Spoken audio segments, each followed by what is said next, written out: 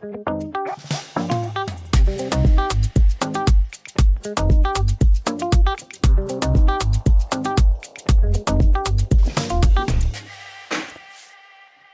everyone, and welcome. My name is Liz Chege. I'm Festival Director of African Motion. I'm joining you from Glasgow and will be your host for this conversation. We are so pleased to screen the film The Colonel's Stray Dogs. This is a story of a father and freedom fighter with a deep dedication to his nation, but also about a son who grows closer to his father over the unfolding of history and understanding of his father's choices. I'm delighted to welcome our guest, Khalid Shamis, the director of the film. He has worked in the film industries of the UK, Middle East, and Southern Africa. Wishing to fulfill a dream to explore the life and legacy of his maternal grandfather, Khalid relocated to Cape Town, where he now runs Tuba Films, his own production company in Cape Town. He has carved out a fruitful career on the continent as an editor and is dedicated to the pedagogy of independent filmmaking and story construction in Africa, teaching and consulting in and outside film institutions and organized frameworks. Welcome, Khalid. Hello, hi Liz. Nice to Hi. meet you. Thank you Nice to for having meet me. you too. Thank you for your time. I guess we'll start with where the audience probably will want to start, which is what was the process like gathering all these incredible footage, archive footage, Mm, and perhaps speak to your choices about including some of this distressing footage in the film? sure. Um, well, I mean, the process of gathering the material after after wanting or after committing to make the film, to set out on that journey, I knew that my first point of call would be to to look at those tapes in my dad's office, those VHS tapes that are in the study, because that contained all the or a lot of the 80s material on Libya, and with my dad on TV, because we recorded it, right? As kids, my dad would call me before news night and say, Khalid, record. I'm being interviewed on TV, record it, and we would gather. So my dad kind of gathered the archive on himself. Um, and if I didn't have that, if I didn't have all that material, it would have been a process of, going the traditional routes of archival material, going to the rights holders and all of that. So fortunately, I didn't have to do that. So that made me feel like I can. There's a film here, right? That I can make. There's tangible material I can work with, and that's an ongoing process, right? Because the archive in the film is not just from the 80s; it's throughout like 40 years. So there's YouTube, lots of stuff off YouTube. There's other various different sources, but the bulk of it and the key of it for me was that stuff that my dad archived, and stuff from inside Libya. And the material from inside Libya was, the Gaddafi would broadcast publicly those executions, those public executions, right? There was one television channel, and he had control of it, and he would broadcast what he wanted, to propagate the machine. So, yeah, at various points, I mean, you're talking about the interrogations and the executions. Of course, it was always a question whether to keep it or not, but I always felt that it has to be shown, right? That kind of stuff. We need to not necessarily be forced to see it, but it needs to exist in a space where it can be read, right? And it can attest to those atrocities and those things that happened inside Libya. Most films about Libya are always about Gaddafi and about the kind of fetishization of Gaddafi, or they're about refugee crisis or slave trade nowadays, right? So this is like, from inside, this is what Gaddafi was showing his people. So I wanted to use it in a way to to flip it on him, really, right, or on that regime. So I mean, the 52-minute version, I took it out, but it's there in the feature length, and it needs to be seen. That stuff needs to be seen. Mm. Yeah, I would agree. I mean, I grew up in Kenya, and I remember him being kind of lionized and as an icon of the continent, and it was really jarring for me to see this representation of him, even though I knew there's probably another side to the story. sure. So thank you for making it and for being Yeah, brave. I mean that's why I think the film or these stories need to complexify our understandings of Yeah. history, right? I mean, Gaddafi, you either if you're in the West, he's the big enemy, right? Or he was. Mm. But if you're in Africa, he's the hero. Mm. Like you say, he was lionized. He kind of all these stories about there are countless mosques named after him, universities, and so it's complicated, right? He did so. It's interesting actually showing the film to Africans because then we have more kind of a different conversation. Yeah. And it's also an interesting time after, the Pandora Papers being released just so recently, and understanding the complexities and the layers across the world with Yeah, leaders like these. yeah. Um, it's such a personal journey, this film, for you and your family. What advice would you give to young filmmakers working in a similar cultural and political context to you? Yeah, tell the story. Tell it. Tell it. Don't hold. I mean, look, I can't say like to what you should do, but they need. If you have that access, even if your parents weren't, highly politicized or in your eyes didn't make this kind of big a mark, right, in history. Um, I think from the continent, definitely our grandparents, especially if you're black, your grandparents or your parents would have had some kind of would have done something, right, at some point. So there's always interesting stories, right? So it's not just about the big guys. But there are always. So I would say explore it definitely. That is not the problem. The problem is not telling the story. The problem is trying to make the film. Hmm. But that comes with a whole other. Yeah, that's a whole journey. Okay, and that could be a whole other conversation. Yeah, yeah, yeah. Do it. Embrace the journey, of course. But you've got to be ready. Mm. You know? Maybe tell us about some of the artistic choices around the presentation of the film. So, for example, the opening titles with the rose, and then the Yeah. graphics of the guns. And how did you arrive at that? Um, I like to play, right? As an editor, I like to play with aesthetics, and I don't try to. I guess I don't like to assume that the film is separate from the filmmaker. Yeah, when you make the film, it can't be. Um, you have an influence, and you're there for a reason, and you shouldn't hide yourself as a filmmaker from the story. I think so. A lot of that aesthetic playing to some kind of Puritans, maybe it's not needed, right? And it's kind of it's what do you call it, indulgent.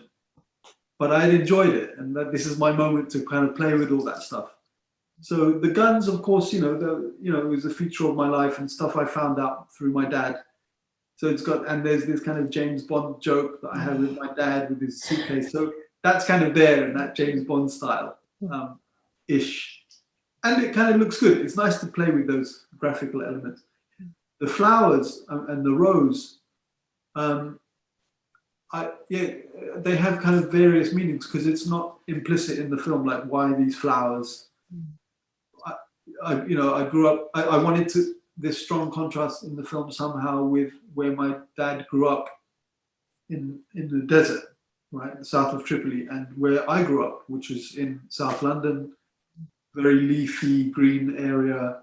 My mum is an avid gardener, and there's shots of roses in the garden, and so I kept coming across these motifs within the material, and I wanted to play with it. But one reason, especially the rose at the front with the title, there was a story that I read, which might be urban myth, that Gaddafi used to have like I said before, there was one television channel in the country, and when he saw something he didn't like on TV, he would press a button or he would make a command, and the channel would switch to these flowers, these kind of kitsch flowers on the screen, right, just hanging there like a, you know. And so I like that, and I like the idea of kind of cutting into. At some point, I wanted to tell the story, and then at certain moments, just cut into it with these flowers, right? And so that's kind of why it's there. I don't do that in the film, but that's kind of why it's there. And it looks nice. There's something there that's interesting. It And does. It's love.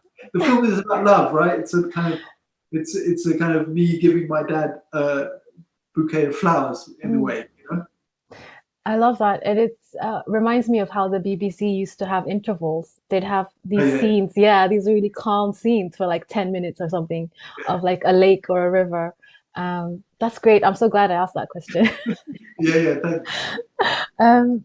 Has this film created new meaning or taught you anything about the notion of home and what that means, or even loyalty to a nation? Because you're kind of living between Cape Town and London in a way, but you're from Libya in terms of heritage. Has this changed meaning of home for you making this film? I think in a way, yes. I was always, I grew up kind of caught because my mum is Cape Townian, right, and she's Cape Malay, and she's now from like Indonesian background. And then my dad is from Libya, and I grew up in Croydon, and I was always caught between never really having a sense of patriotism to a place. It definitely wasn't the UK. Libya, I didn't really have much of an understanding of what it was. Cape Town, I knew, but I didn't really know South Africa, right? So I kind of grew up with that, not really wrestling with it. It wasn't really, I didn't find it to be a problem. I actually thought it was a strength in a way. I think growing up with nationalism in the UK, and now even more so with many different countries, I felt it was, I would rather not have that, right? But in terms of home, the process of making the film, I never really connected with my Libyan identity or sense of self.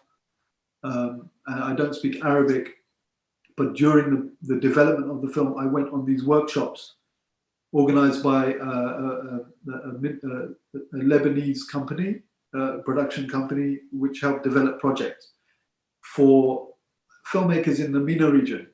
So through that process, meeting other filmmakers and spending time with them and spending some time in the Middle East developing the program, that's when I started to feel more Arab in a way, right? Connecting with these other kind of like-minded filmmakers. That opened up for me. So that process part of the film, brought me, I think, closer to that side of myself. But home, home has always been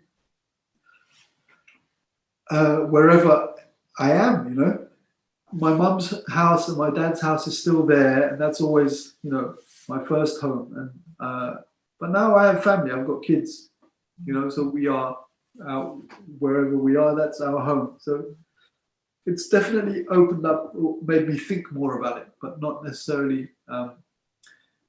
like I've found a new home or something like that. Thank you. In your practice as a filmmaker, what are some of the findings in the making of this film that surprised you on the journey? You're quite experienced, so I'm wondering if there's anything that surprised you in the making of this. What surprised me, I think the archive, the whole kind of the mission to clear the archive and to allow it to be in the film without having to compromise myself around it, taught me a lot, right? And taught me a lot about that process. Usually, the films I make take a long time. Yeah, the first film took 6 years, and now it's like around 10. But when I'm editing films, we finish maybe 2 or 3 a year. So, but then I'm not left with the responsibility of clearing archive or clearing music, right? Once I'm finished with the offline, it's gone. So this film taught me that, to see the process through.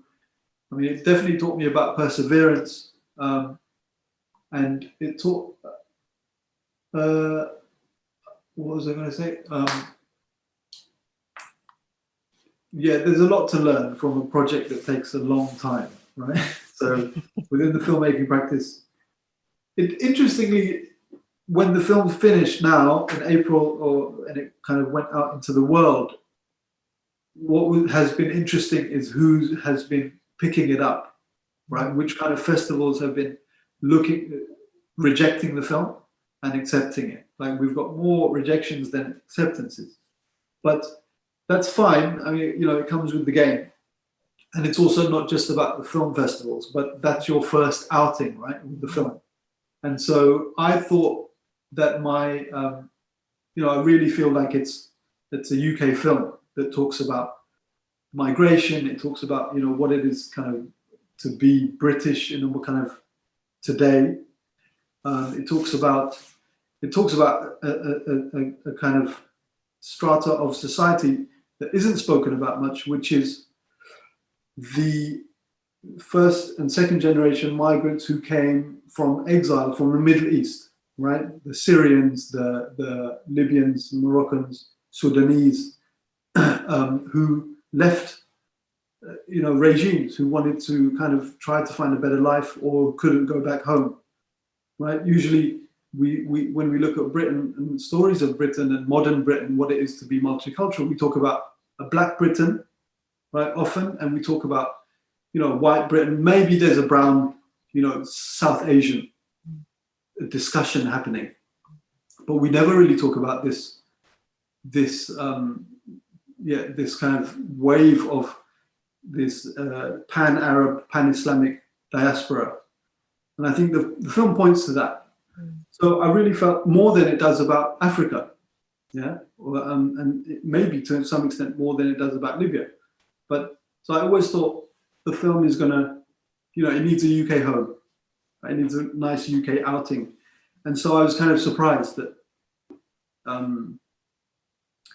it hasn't had that in a way, which it's fine, but it's teaching me more about that kind of distribution of film, when films go out into the festivals and what festivals what the zeitgeist is, right? And so my film is not really, doesn't look at kind of zeitgeist of the age in a way, right? What's popular in media.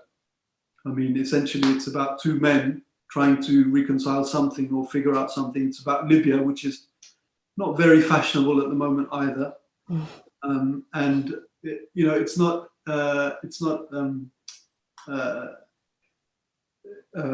it doesn't look at the sensationalism of Libya in a way. It's subtle. It's about home and exile, and it's about family. So it's taught me that. It's kind of been an interesting journey. So coming to you guys has been great. I was overjoyed. But it also made me question, because the film is not about Africa more than it's very much a UK film, right? So it's interesting that how it's not, how it's been accepted or not. Especially, maybe I'm talking more about the UK. But. Yeah, I'm so delighted that we have it, and I've been getting messages that are very happy that we're screening it. So I think, I think you have more support than you might think. But let's see. I think I'm interested to see how it's read in the UK. Yeah. I'm delighted. And just going back for a second about some of the artistic choices, I loved how it opens in a way that feels quite poetic when you're filming in the London section, the London sequence. And then at the end, it's quite poetic around the tea that your father likes to drink. The start, I tried to Google these words, but I couldn't find the origin. Something about England. Did you write that? Or is it a song? Yeah, it's like an old football song. Right, I thought so. I thought so. Yeah. So those, I think you're referring also to those poetic moments in the film. Yeah. That's my older brother, Abdullah. he's he's a self-published poet, and he does spoken word and stuff. So he constructed those, and there are very specific, especially in the first. There are 3 in the film, and the first one there are very specific pointers to, like, the top of the pops is there, right? And yeah, if you grew up in the 80s in London, in England, you would get those references. Yeah. Brilliant. I only have a couple of more questions for you before we close. How do you feel about the future of solidarity and protest? How do you feel about that after making this film? Oh, what generally? Yeah, Or like what are your impressions? What are your impressions having seen what your father has gone through right? and the way Libya has changed so much? Yeah. Look, in terms of, I guess it's, on one hand, it's kind of a bleak future, right? Because so many things and so many people have a voice and are able to express that voice, but so little changes, right? And so little is done. So even with the protest, however you protesting with people, with many people, or on your own, it's it feels like, or it seems like, it's more of a struggle now, more than ever. Even though one can have a louder voice, but not to say that it shouldn't be done, right? We should always protest, because half of knowing a thing is half of knowledge, right? Is knowing something, and we can only know if we transmit. I mean, in terms of Libya,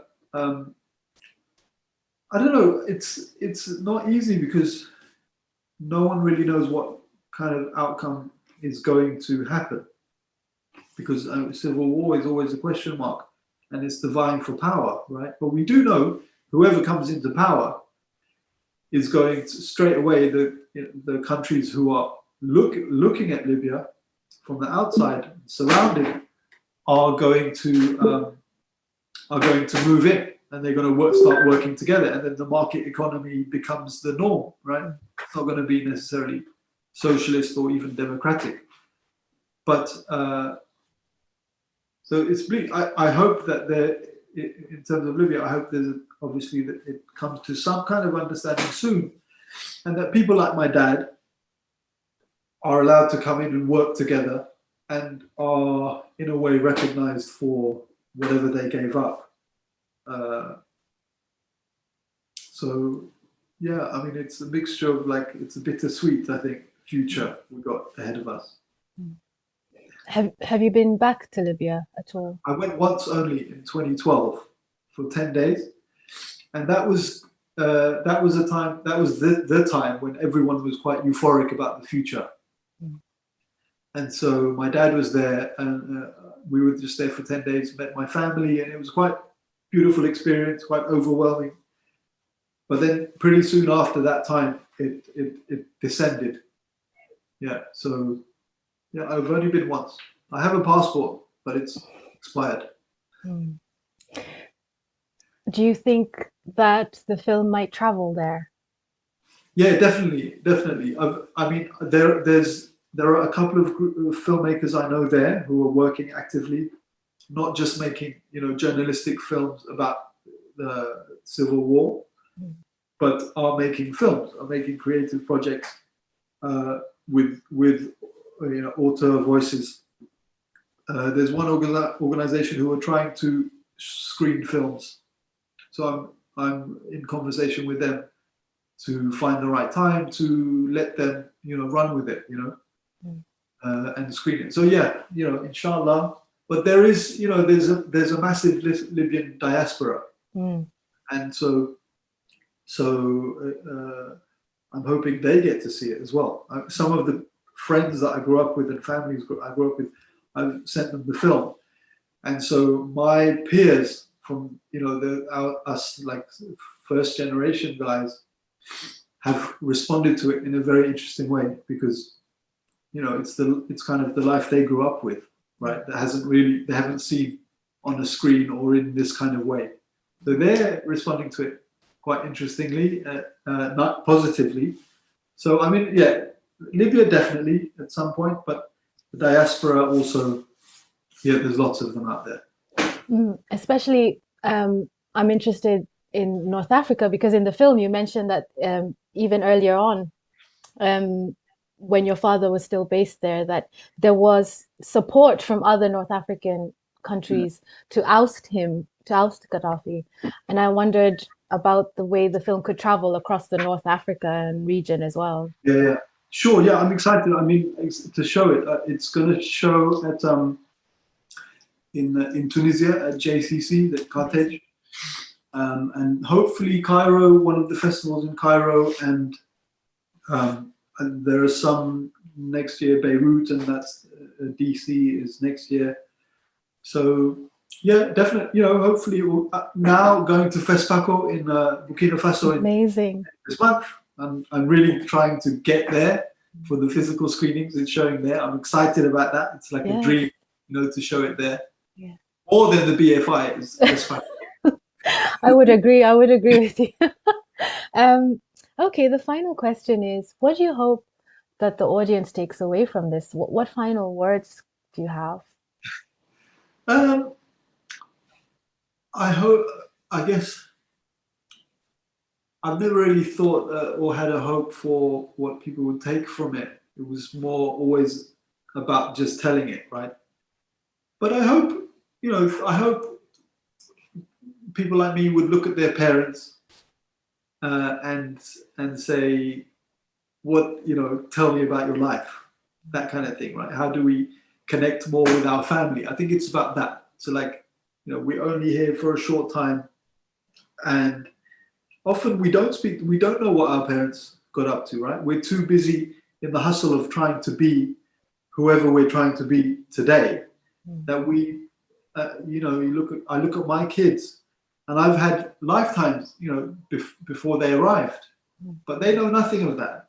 And at some point, you know, they do ask questions, but at some point, it would be nice to have that conversation with them or to show them, you know, how what I experienced. Yeah. So I think to take away, you know, don't take our parents or the people who brought us up for granted, and to be open to be curious about what they went through to get where they are now, or to get you where you are now.